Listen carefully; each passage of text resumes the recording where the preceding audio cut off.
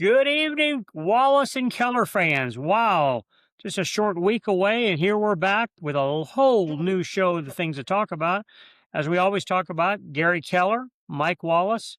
I talk a little bit about the racing stuff because that's what I know. I've done NASCAR racing for many years and short track racing before that. Gary's the businessman. He was the team owner. He's a cute businessman today, so he's very versed on all that political stuff we're talking about. So we're gonna hit a few things. When we finished up our last show, we had a nice conversation going about North Wilkesboro, talking about pay, talking about how guys are coming along. But there's a lot of other things that are happening in the world. And we said we are going to make this show kind of multiversatile, not just one thing or another. And so I'm going to let Gary come up with some ideas and some thoughts. And what are we going to talk about? And we also want you folks, to chime in. Tell us how what you want us to talk about. So, Gary, what do you think? What's on your mind agenda? What's the world doing? What's the government doing that we need to talk Well, yeah, about, we opinion or whatever about? we all know that investments right now, the stock market isn't doing really great. I've got a great position on a lot of stocks. Gold and silver has been a project of mine for years. I bought gold when it was approximately $200 an ounce, and now it's worth 4,000. It was up past 5,000 for a while, but right now we're struggling with this Iran situation, the U.S. and Iran, and unfortunately, it's transpiring during the 250-year celebration of our country. And it's really a shame that you have this ugly hidden sore in the background of what's going on with the 250-year anniversary. Thank God that we have a man like Donald Trump that's running the country.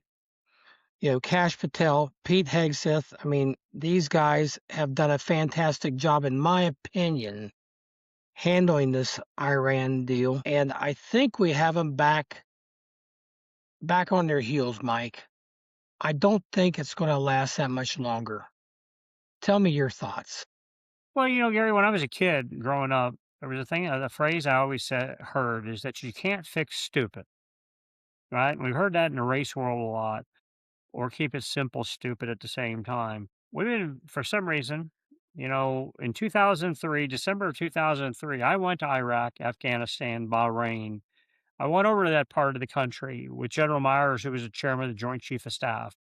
Had a late great Robin Williams with us. We did a USO trip, and I seen what was taking place. And we were not in the middle of a war. We were finishing the Baghdad deal. It was kind of wrapping up. I don't know how we will ever get the Mideast in a calm mode. They've been fighting there. This Iran deal is what, 48 or 49 years old now. And they hate the USA. That's simple. They hate us. And they'll do anything they can to make it hard on us. But we do have a president, and this is not an all rah-rah for Donald Trump show.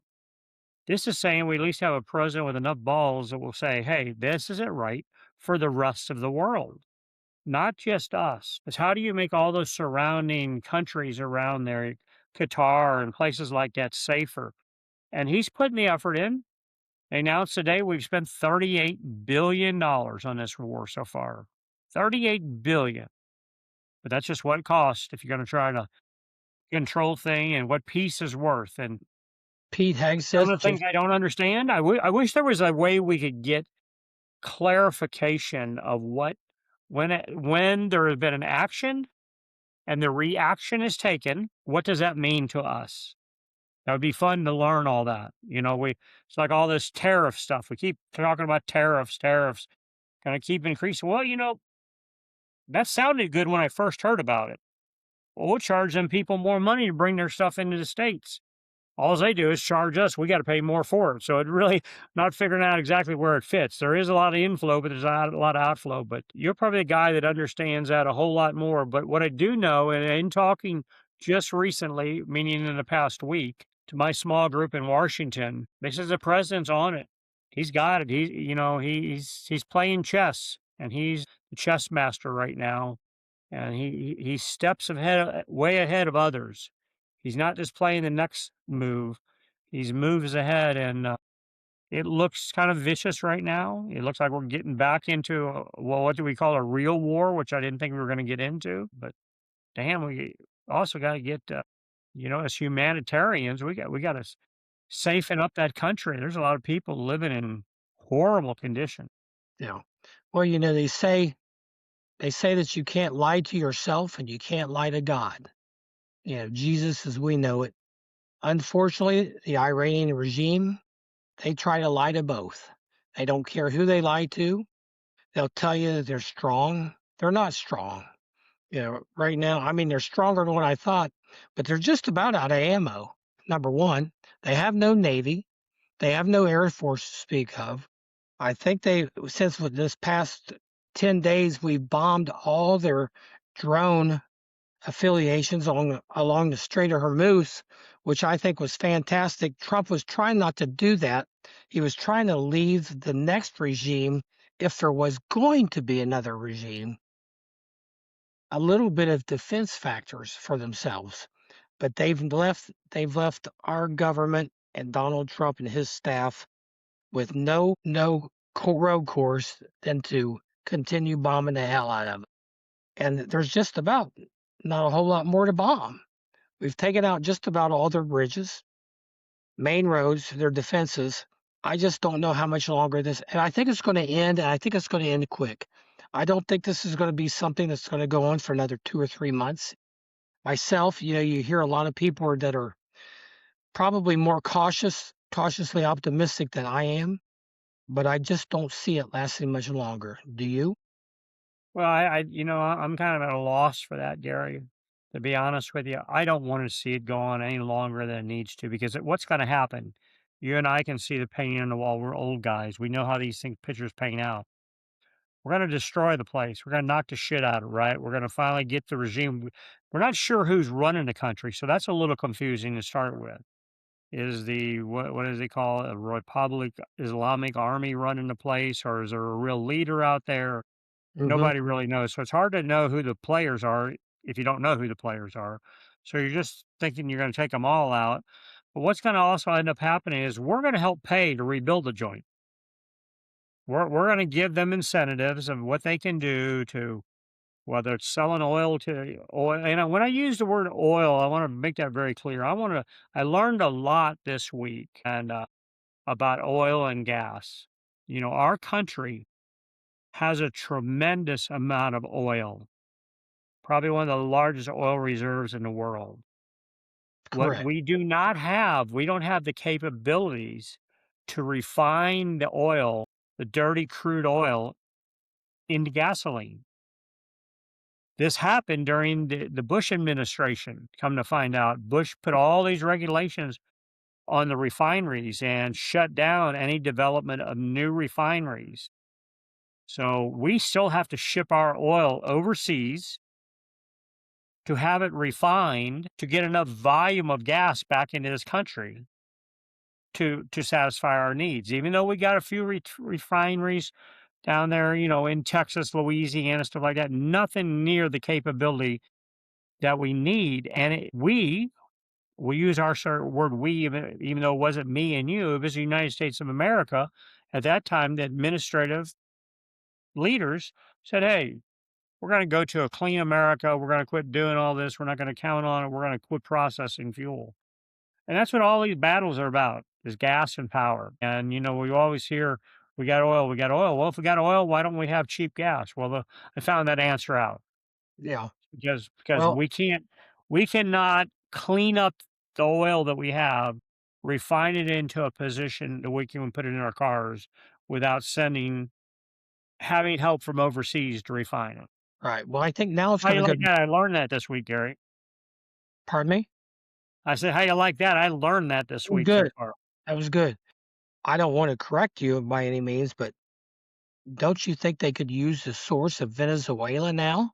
Because Venezuela was, they were transporting their fuel from their refineries. So maybe it's a good deal. Maybe it's a good fit with Venezuela at this point in time. There you go, checkmate, right? And we talked about the one playing chess being a few pawns ahead of everybody Yeah. else. Yeah. There's a reason, there was a motive behind it. It wasn't just Yeah. you didn't like Moderna or he's a bad guy, there's But there was a undercover thought there. God bless Donald Trump. At least he's thinking, man. He is a well, chess player. we got to think. You made a comment earlier about people. We believe in God. God's our final thought and have the belief. But we're challenging people in these foreign countries that God means nothing to them. They don't praise God. They praise Allah, which whoever that is, and he's got some written weird thoughts as far as we're concerned. But I think we got a good Christian-based leadership, and that's what the United States of America was built on, expanded on, grew on, and we need to keep it that way and just keep digging. I agree. Well, that being said, I still pray for our country and I still pray for our government consistency of the Republican Party. I'm very proud of it. Are they perfect? No, but at least, gosh darn it, they're doing something. And that's something we haven't had in our government for at least the last 16, 20 years, as far as I'm concerned, since Ronald Reagan. I don't think we've had any really true leadership until Donald Trump came along. Yeah, well, everybody. I shouldn't use the word everybody. That's a negative word. There's a percentage, and it's like a small percentage. Like here's who this is who likes Donald Trump, and here's who doesn't like Donald Trump. And this little bit over here is being told they don't like him, but they have no idea why they don't like him, Yeah. right? What's So it going to be like when this war is over and things are going smooth? And unfortunately, Ukraine and Russia are just beating the hell out of each other still. But eventually, that's going to end too, sooner than later, I think. And the world's going to be peaceful somewhat until somebody else starts some shit somewhere else. But gosh darn it, what are the Democrats and the left going to say? That, like you said, that degree of people that dislike him so much. It's just amazing to me how far left they can think. I mean, you look about the socialism, the communism, this crazy bastard up in New York, this mayor. I don't, Manami, yeah, I'm scared of that guy. I'm yeah, scared of what he can do. One of the greatest stories I ever read about communism and socialism was wrote right here in the Charlotte Observer, and it was paid for to be aired. And the author of that article was Felix Sabates. Felix wrote and explained to the world in the Charlotte Observer what socialism and communism was about when he was able to flee communist Cuba, came to the United States of America to have this wonderful life that he's come to have. And the problem is the facts don't get relayed. The far leaning left, we'll call them far leaning left, make kids, younger people believe that this is what we got to have. We got to have all this free stuff. Nothing costs anything. How many times have you heard people go, well, that's government money? Well, bullshit. Government money is your money and my money. I remember writing tax checks, for $500,000 to send to the government just to give away because there's some program out there that somebody that's not working is going to get. So every dollar that gets spent in this United States of America is taxpayer dollars, and every taxpayer should have a right to make a comment about it. But what I do ask, now I'm going to get into a little political stuff here. I ask that everybody that's watching us, make it your foremost priority with these upcoming elections is to get out and vote. You got to get out to be heard. And if you go out, you vote your choice, whatever it is, it doesn't matter, left, right, down the middle, you pick it.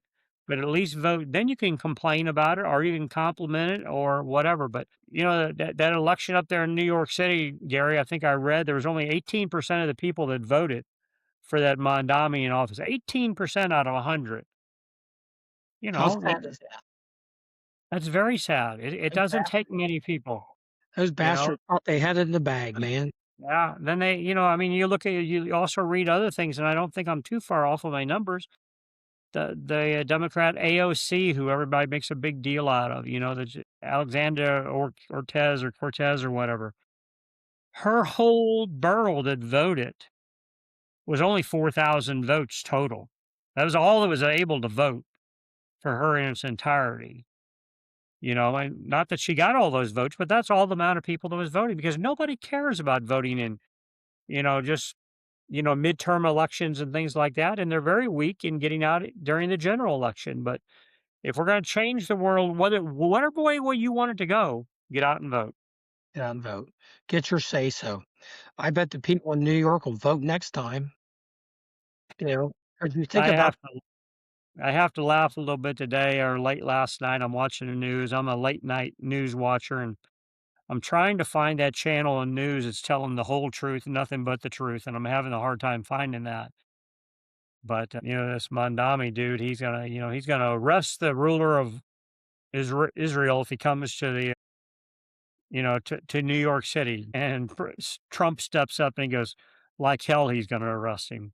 He says, yeah, have the wrath of God on him if he thinks he's going to try to do yeah. that. So, And then he came out today and said, "Yeah, I would be overstepping my boundaries if I tried to do that." He yeah. admitted that today. Surprise! But what it did, he got his 6 hours of media coverage, made everybody listen to him, and we talk about it riding down the road. We go to races, we go to events, and wouldn't it be so nice? Really, wouldn't it be so nice for a period of time that our country just agreed? We just, the sky is blue. It's actually blue. It's not a version of green or gray or anything. It is blue. Water is wet. Women are women. Guys are guys. And just leave it be that way for a while. You know what I mean? And just think of the greatness we could have. We think it's great now. Just think if the whole United States right now would realize that women are women, guys are guys. That's how it works. Yeah, I think there's so much hatred between the Republicans and Democrats at this point in time, Mike. I don't know if that could ever happen again. It seems like But it's worse. It's worse than it's ever been. no disagreeing with you on that, Gary. It's just that, they say like if you're going to wish to win a race or you're going to wish to do something, it doesn't hurt to wish to win the Daytona 500 or the Indy 500. It takes just as much effort to say, I want to win Daytona or I want to win Wilkesboro. Well, I'm going to win the Daytona 500. My wish effort took exactly the same amount of effort. It would just be nice to see that, in my lifetime, I mean, I'm still young enough that I can see a whole bunch of weird stuff happening, but man, I got some of the coolest grandkids in the world. And I want them to see the life that we grew up in, that they can grow up in, and all the prosperities that they can have, and all the fun stuff that they can do without somebody telling them what they got to do. Just let them run wild. I can see little Thomas, you know, getting into the family business and having a creative mind and doing some wild, cool stuff. And because he's innovative, he's got a good brain thrust to him. He learns. And so that's what we're all looking for. Sure. Well, that's what it's all about. I mean, life is so different than what we grew up as. And they ask what you can do for your kids, how to discipline them. I don't know. It comes down to I pray a lot, Mike. I'm sure you do too. And one of the first prayers out of my mouth is praying for my grandkids, because I don't know what they're going to grow up in. I knew what we grew up in. I was even a little bit ahead of your generation. I was probably like beginning tier of the baby boom population. You were probably the middle of it. I mean, my dad came home from World War II and, got married and, went to work for General Motors. Well, he first went to work for the Atomic Energy Commission because he was involved in the military. Then came to Dayton, Ohio, and went to work for General Motors, and it did very well. But it's just a different world right now. Where does everybody fit in? There's a lot of people trying to find their place. You were lucky, as we talked on the last program about how you and Rusty and Kenny grew up and NASCAR made a great way for you guys to make a very, very good living. I've been fortunate enough to prosper in the hurricane cleanup world, and that's been my predatory development of livelihood for the last 20 years. Some people aren't as lucky as we are, Mike. Think about this, though, Gary. I've told you this before. We've known each other for a long time. Your business thrives on disasters. I hate and it sounds weird, but there's gotta be somebody there to clean it up. It's Ooh, gotta be, that's right. the disaster comes. Why does the disaster come? I have no idea.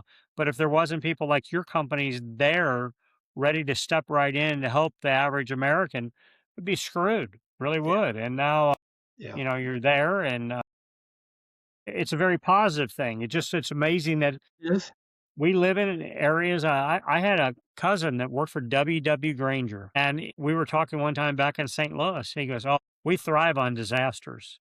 they do. That's the motto of our business." I said, "What do you mean?" He says, "We want everybody's AC to break, or everybody's AC to break during the winter or during the summer. We want their heat to break during the winter. We want a pump to go bad that it floods the basement of the house that they can buy all this equipment to fix it with." And it's just like "Damn it, you're wishing bad luck on people." He goes, "Yep, but that's just the way it works." Yeah. I know. I've been lucky enough that I've made a good enough living. I could quit right now and not do anymore, but it's hard to get off the train, and I still do it. And I like doing it. It's been very painful in some ways. It's been the thrill of victory and the agony of defeat. I remember after Katrina, they directed me and called me. They asked me if I would go to Pascagoula, Mississippi, the hometown of Trent Lott, the old Mississippi senator. And I got there the second day after the hurricane, after Katrina hit. The streets were flooded. I put on my Wade boots, my mid-tier rubbers all the way up to my waist, and I'm walking down Ivy Lane or Ivy Street, which is one of the main roads that goes through the center of Pascagoula, Mississippi. I'm about 100 yards away, 80 to 100 yards away, and I look at it looks like a tree stump floating, and it was coming towards me. It was a very light wind coming slowly, and I was walking towards it. I knew I was on a flat road, but one thing that you worry about after a hurricane, unfortunately, in the South, Louisiana, Mississippi, Florida, is the alligators, snakes, and so forth and so on. I've seen a lot of that.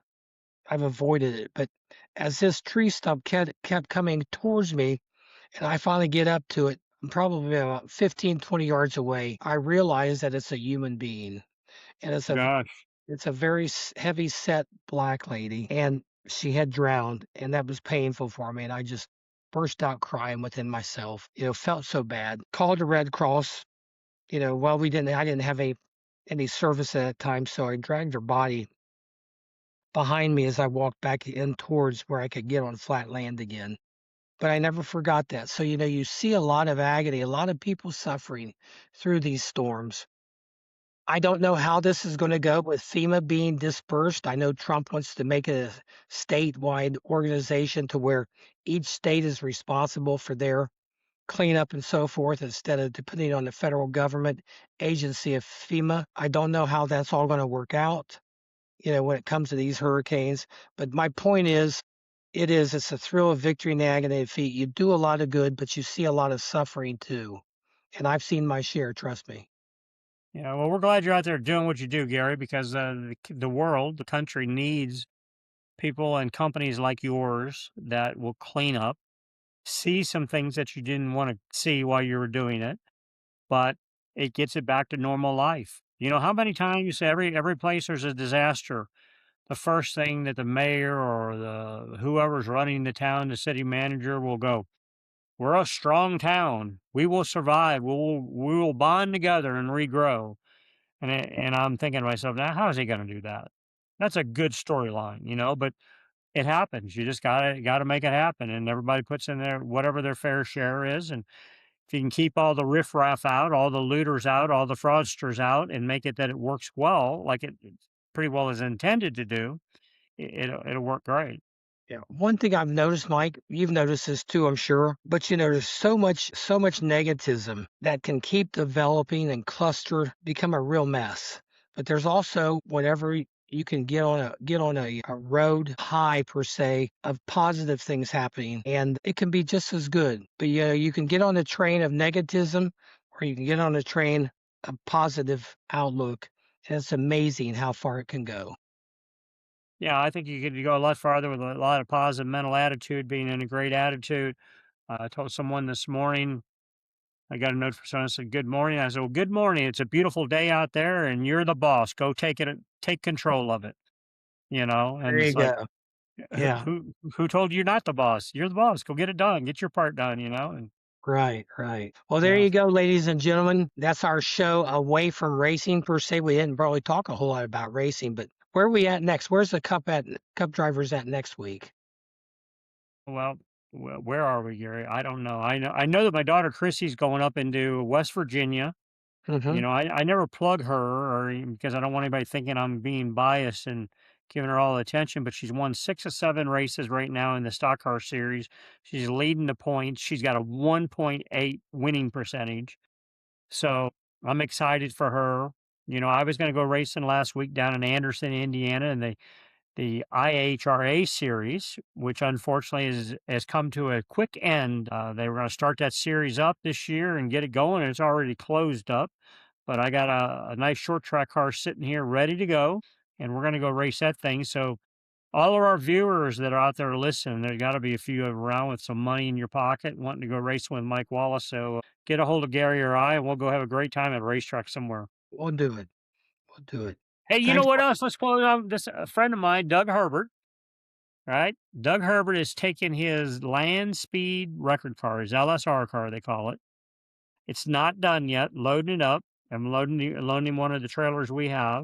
And he's going to take that car out to Bonneville, to the Bonneville Salt Flats next No, weekend to display it. They got a twin turbo Viper motors in it, 10-cylinder motors, so 20 cylinders total, turbocharged that they want when the car is complete and it makes its pass to run 500 mile an hour. What do you think no. about that? Stupid. Stupid. Stupid, but smart and fun. But Yeah. gosh, I wish him well. Yes, Mike, thank sir. you. Appreciate it, buddy. I love you. All right, Gary, you take care of yourself. Fans, dial us in next time around. We'll talk about some more racing. We'll talk about stuff. Let us know what you'd like to hear. We're just here to discuss what's happening in the world, and we don't have all the answers, but we think we do sometimes. So go along with us. Yeah. Thanks, everybody. We'll see you next time.